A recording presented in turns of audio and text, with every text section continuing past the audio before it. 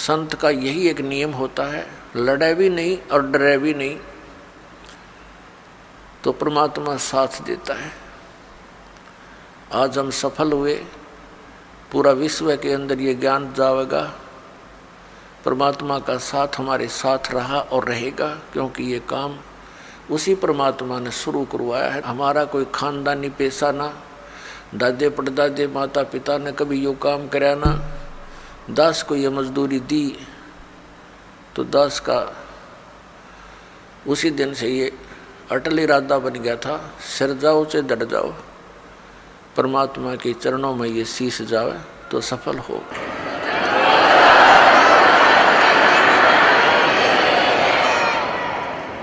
तो पुण्यात्माओं, आप जी का सौभाग्य है कि काल के दूतों ने परमात्मा के इस अनमोल धन को पाताल में डाल रखा था। यानी ये समझ लो कूड़े के ढेर में घना नीचे दबा रखा था। अब दास पे कृपा हुई, रजा मालिक कबीर भगवान का साथ दास के साथ है, तो अब ये धन आपके रूबरू हो पाया है। इतने संघर्ष के बाद सन 1994 में दास को परमात्मा ने आदेश दिया था, गुरुदेव ने, दीक्षा उपदेश और सत्संग करने का, और आज सन 2012 हो गया, लगभग 18 वर्ष हो गए संघर्ष करते ने। -0 से भक्ति को ऊपर उभारा है परमात्मा कबीर जी की दया से। बिल्कुल नामो निशान नहीं था, ना भगवान का ना भक्ति का। परमात्मा के लिए तड़प सभी रहे थे। जैसे ये दास पहले हनुमान पुजारी था और मंगलवार का व्रत रखता था। सालासर एक मंदिर है हनुमान जी का, और उसमें इसी बूढ़ी सी मूर्ति रख रखी है। ये भगवान, अब हंसी आती है अपने कर्मों पे। काली सी मूर्ति में बना दी किसी ने, फिर देखा देखी जान लग गए, वहाँ धक्के खाया करते हम। बता, काल ने ऐसा जुल्म करवा रखा है। तत्व ज्ञान का तो नामो निशान मिटा दिया और कोरी बकवाद समाज में बरवा दी झूठे गुरुओं द्वारा। तो पुण्यात्माओं, या मेर हुई भगवान की। कहीं आप देखा करते 4 ईंटें लगा रखी हैं, उस पर कुत्ते मुत्ते वहीं बैठे, वहाँ हम माथा टेकने जाएं और तेरा गजब भैया, वहाँ से सारा दिन रो कर मर जा, कोई नो कहने वाला नहीं, क्यों रो रहा है पत्थर के आगे। तो इसलिए वक्त गुरु की आवश्यकता होती है, और उसके ज्ञान के आधार से भक्ति साधना करने से कल्याण हो जाता है। अब ये कितनी बुराई बढ़ गई शराब मांस तम्बाकू की, और इसको विकास मानते हैं हम कि बड़ी बड़ी कोठी हो, कार हो, और गुटी सूटी लावें, और फिर विवाह के अंदर एक अलग से ड्रामा रच दे। पुण्यात्माओं, ये भक्ति मार्ग में नहीं चलेगा। ठीक है, संसार भक्ति नहीं करता, वो कुछ करो, वो तो इस विद्यालय के विद्यार्थी ही नहीं है, ये विद्यार्थियों के लिए लागू है कि ना बीड़ी पीवे, ना तम्बाकू प्रयोग करे किसी भी तरीके से, ना मांस खावे और ना शराब प्रयोग करे, और न ही ये ड्रामेबाजी करे, ना जन्मदिन मनाना, ना कोई ऐसे ब्याह के अंदर बकवाद करनी। सिंपल ब्याह करो बच्चों, आप भगत बन कर देखो कितना आनंद आएगा। देखो लोग दिखावा ड्रामा कितना कर ले, इसका अंत नहीं। शुरुआत हमने देखी, किसी ने 1100 रुपये दान के दे दिए, सारा गांव में चर्चा हुआ करती। फिर 2100 दे दिए एक ने, वो फेल हो गया। फिर एक ने 5100 दे दिए, वो फिर 21 वाला फेल हो गया। फिर एक ने 11,000 दे दिए अपनी लड़की के दान में, और एक मोटरसाइकिल दे दी, फिर कार दे दी। तो ये एक बकवाद है बेमतलब की। बच्चे को परमात्मा से जोड़ दिया जाए, परमात्मा का नाम लेकर, और ये राम नाम का दहेज बेटी ने दे दे, ये सदा साथ देगा। एक टाइम हमने कुछ दे भी दिया बच्चे को, कितने दिन उससे वो गुजारा कर सकती है। और फिर गरीब की बेटी अमीर की बेटी को देखकर मायूस हो जाती है। उसको ना जाने कितना दुख होता है। तो इस तरह की ये बकवादें हमने समाज से ख़त्म करनी पड़ेंगी, खासकर भगत समाज को तो इसमें अग्रसर होना ही पड़ेगा। इस दास के संघर्ष में आपने सहयोग देना पड़ेगा। ये बिल्कुल गलत है, भक्ति बाधक है। जिसके 2-3 लड़की हो जाती, नींद आराम हो जाती है उस माता पिता की, और लड़की इसी कारण से हमारे लिए बोझ बन गई। एक इतना गौ जैसी आत्मा होती है बेटी की, हमने खूब देखा है। बेटा और बेटी रोटी खा रही है, माता पिता कोई बोलता है बेटे को एक वो काम कर, वैसे भी कहा ये काम करिए, बेटा तो कहेगा को नहीं करता, और बेटी रोटी खा रही होगी ना, खाना छोड़कर उठ कर चल पड़ेगी, उस काम को करके आओगी। अब ये हमें बोझ क्यों बनाई? अपने ड्रामाबाजी से, अपनी बकवादों से, दहेज के कारण। तो इस प्रकार हमने इस हर तरह की जो बुराई हमारे समाज में घर कर गई, इसको भी आपने गहराई से सोच के, एक मर्यादा के उद्देश्य से नहीं कि मैंने कह दिया आपने शुरू कर दिया, नहीं। ये नियम ना समझना, ये आवश्यकता समझना, इस भक्ति मार्ग में बाधक समझना, इन नियमों को तोड़ देना। तो इस प्रकार से भक्ति हमारी अधिक होएगी। फिर पुण्यात्मा, हमने परमात्मा पाने के लिए जो भी कुछ आदेश होता है गुरु जी का, वो करना ही चाहिए, क्योंकि गुरुदेव को मालूम होता है, वो मास्टर होता है इस मार्ग का। और विद्यार्थी, और जैसे डॉक्टर के पास जाता है मरीज, तो सही डॉक्टर होगा तो वो कांटे की बात करा करे और सही दवाई देगा। उसमें जो भी मर्यादा यानी परहेज बताई जा, तो उस रोगी को आजीवन करने पड़ते हैं, तभी वो सफल होता है, रोग नाश होता है। तो हमारे जन्म मृत्यु का दीर्घ रोग लगा हुआ है, इसका नाश इस दास के बताए मार्ग से होगा। दास वही मार्ग बता रहा है जो परमात्मा ने स्वयं आकर के बताया था। ये गॉड गिवन है, ये किसी की लोक वेद नहीं है, किसी आम व्यक्ति का बताया हुआ ज्ञान नहीं। और यही प्रमाण हमारे सदग्रंथों में है, जिन सदग्रंथों को हम सिरोधार्य मानते रहे। तो फिर भक्ति में देर नहीं लगेगी, आपको विश्वास होने में देरी हो रही है कि ये दास जो भक्ति बता रहा है वो सही है, श्रेष्ठ है, शास्त्र अनुकूल है। ये प्रमाण करने के लिए कि ये भक्ति सही है, और भगवान कबीर, परमेश्वर परम पूज्य कबीर जी हैं जो जुल्हा रूप में, धानक रूप में बनारस में आए थे, ये प्रमाणित करने के लिए ये ढेर सारे आपको प्रमाण दिखाने पड़ते हैं। और कुछ दिनों के बाद फिर ये आवश्यकता नहीं पड़ेगी इन प्रमाणों की, क्योंकि आप एक दूसरे को बताओगे कि ऐसा है, फिर ये एकदम सबको स्वीकार्य हो जाएगा।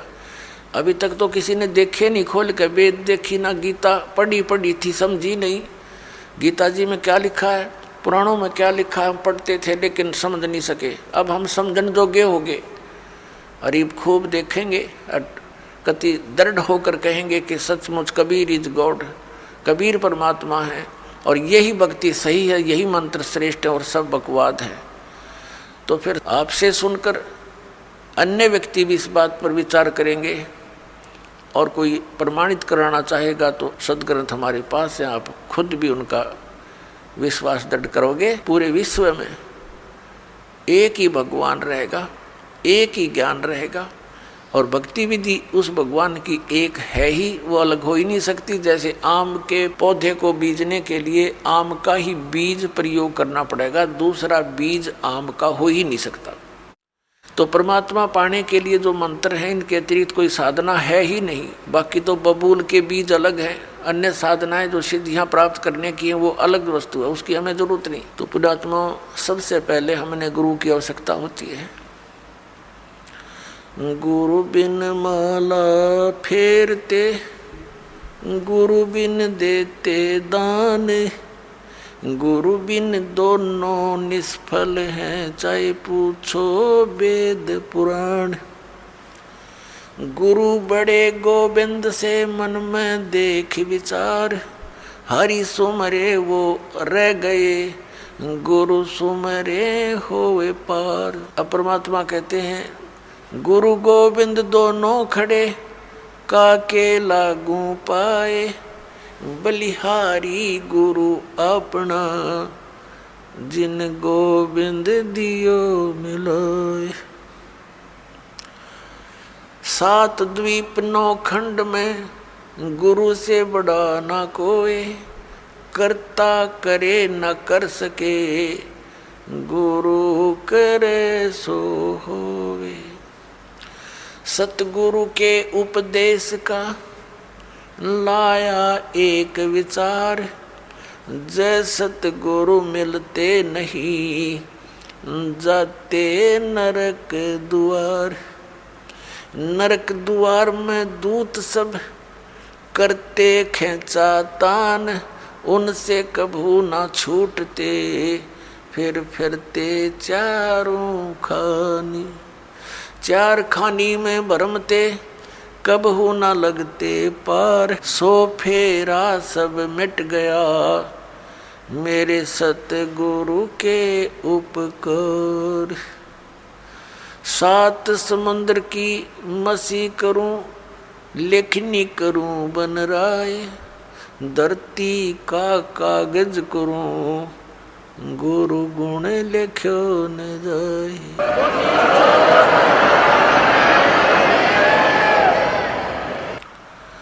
गुरु गोविंद कर जानियो, रहियो शब्द समाए, मिले जब दंडवत बंदगी, नहीं पल पल ध्यान लगावे।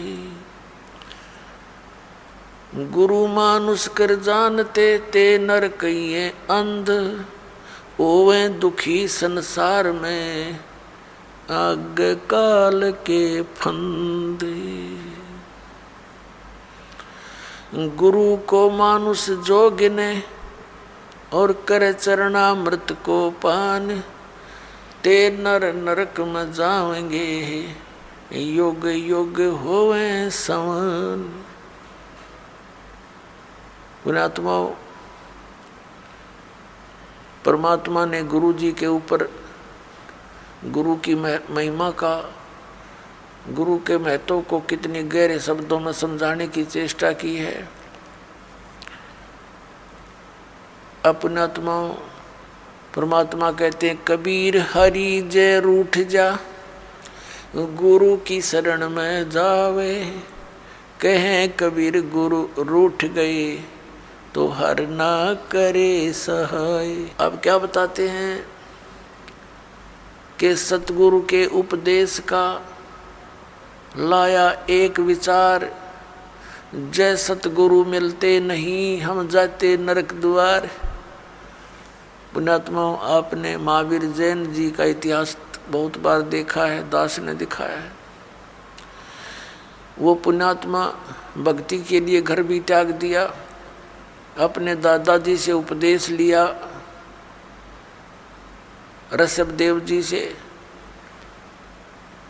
वो मारीची जी ने, और वही आत्मा आगे चल के महावीर जैन हुआ। महावीर जैन के रूप में जन्मने से पहले उस आत्मा ने 80 लाख बार तो देव पद प्राप्त किया, देवता बना,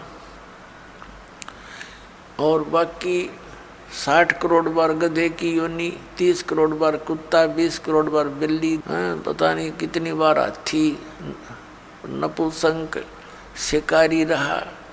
तो जब तक सतगुरु नहीं मिलते, ये प्राणी साधना करता करता भी दुखी रहता है। तो इसलिए परमात्मा बताते हैं सतगुरु के उपदेश का। पृथ्वी पर सतगुरु एक ही होता है एक समय में, अनेक नहीं होते। जैसे परमात्मा स्वयं आए थे कबीर जी, वो अकेले ही परमात्मा भी थे और सतगुरु भी थे। वो तो सर्वे सवा थे, और उस समय 64 लाख शिष्य थे मालिक के। पुण्यात्माओं, विचार करने की बातें हैं, क्योंकि हम लाल की महिमा से परिचित नहीं थे। लाल को सुनते अवश्य थे कि वो बहुमूल्य होता है, लेकिन पहचान नहीं थी। हम भगवान को सर्व सुखदायी, सब संकटों से निवारण करने वाला मानते हैं, इसलिए ही उसकी खोज में हम जगह जगह भटक रहे थे। लेकिन हमने उस लाल की हमें पहचान नहीं हुई। उन स्वार्थी लोगों ने कौड़ी को हमें लाल बताकर हमारे को दे दिया। हम उन कौड़ियों को लाल समझकर गठड़ी बांधे फिरे थे। अब दास को पता चला, परख हुई, लाल और लालड़ी को परख करने की बुद्धि दी भगवान ने, और वही दास ने आपके साथ कर दी। आपको भी लाल परखने योग्य ज्ञान दे दिया। तो पहले हम साधना ठीक ना करके कितने कष्ट उठाए, उस परमात्मा ने आकर ही हमें ये ज्ञान दिया, अपनी पहचान आप ही बताई। तो क्या बताते हैं कि भक्ति करते करते भी उस महापुरुष की कितनी दुर्गति हुई, क्योंकि उनको सतगुरु नहीं मिला। 600 वर्ष पहले परमात्मा स्वयं आए थे, 64 लाख शिष्य हुए उनके, और अकेले सतगुरु थे, अकेले नाम देते थे। और पुण्यात्मा उस समय ना कोई मीडिया था, ना कोई पुस्तक का लेखन करके कहीं भेजा जा सकता था। आदरणीय धर्मदास साहिब जी ने कबीर साहब की वाणी लिपिबद्ध करके रख ली थी, लेकिन उसको बार बार इतनी को हाथ से लिखने में तो 10 साल फिर लग जाए उसको। तो ऐसे जैसे आजकल परमात्मा ने दया बख्शी है, अक्षर ज्ञान दिया, पेपर दे दिया, इस पर परमात्मा की महिमा लिखकर हमने आपको भेज दी, पुस्तकें बना बना कर। फिर ये इलेक्ट्रॉनिक सिस्टम परमात्मा ने दिया, सीडी का ये बना के दे दी, चिप चल पड़ी परमात्मा की दी हुई है। ये गॉड गिवन इंस्ट्रूमेंट हैं, ये मनुष्य के सत्र के बनाए हुए नहीं है, ये भूल जाना आप। ये मनुष्य 4 युगों में यही था, एक रेडू के अंदर और 6 खच्चर जोड़ कर रथ बना के घसीटिया अंडा करते, अरीवीसी कार बना ली, हवाई जहाज बना दी, और ये इंटरनेट बनवा दिए। ये परमात्मा के दिए हुए हैं, और इस काल ने इनका दुरुपयोग शुरू करवा दिया। इसमें फिल्म देखें, नाचे कूदें, समाज दूना बिगड़ गया। लेकिन अब शुद्ध रहेगा। यहाँ पर कोई भी पदार्थ है, उसके गुण अवगुण दोनों चले, लेकिन हम अवगुणों को त्याग कर गुणों को ग्रहण करेंगे, हमें ज्ञान हो जाएगा। तो कहने का भाव यह कि 64 लाख शेष होना उस समय एक धानक के, जुल्हे के, ये कोई बड़कों का खेल नहीं है, जिसको हम एक शूद्र कहते थे। एक कवि कह के सीमित कर दिया था और क्लोज कर दी थी उनकी फाइल को। अब वह फाइल फिर खुली उस भगवान की। वो परमात्मा है, हमारे पिता हैं।